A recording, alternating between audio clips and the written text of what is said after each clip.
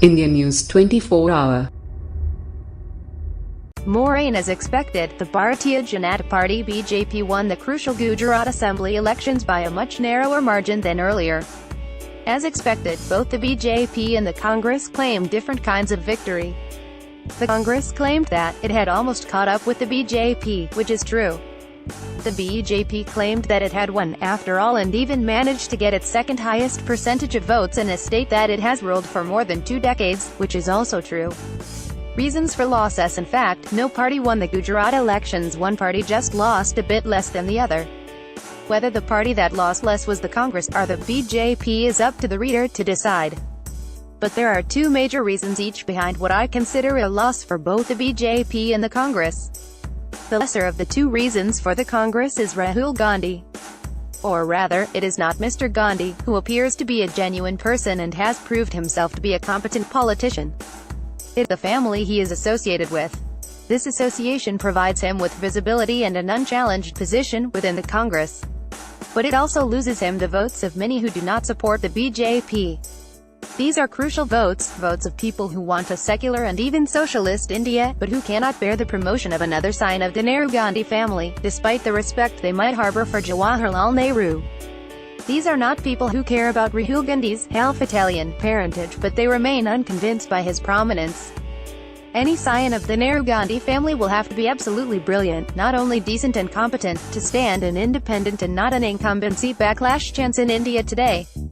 The fact that some in the Congress seem to believe that the party would be destroyed by internal dissension without a Nehru Gandhi figurehead is less than convincing.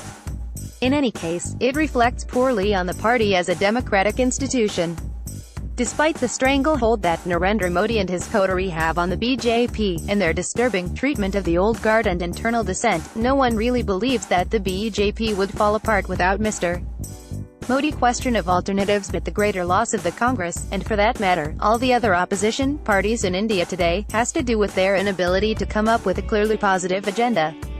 Mr. Modi and the BJP have occupied that vantage point for years now, with talk of development, progress, and so on. Despite the fact that they have built on measures initiated by Manmohan Singh's Congress-led government, the BJP has been selling Indians a dream. The opposition, including the Congress, seems to be only able to criticize this dream. There might be good reasons to criticize this dream or expose it as hollow, but criticism has never swept a party to power. It is the vision that has always counted, whether it was the dream of equality and solidarity that brought various communist parties to power across the world in the early 20th century, or the promise of modernization that Nehru held out, or the slogan of Garibi Hatao by Indira Gandhi. If the Congress wants to win, it has to come up with a vision that goes beyond being a critique of the BJP. The reasons for the loss of the Congress are sad for the nation, as they deprive voters of a full choice, and they might become disastrous for the party.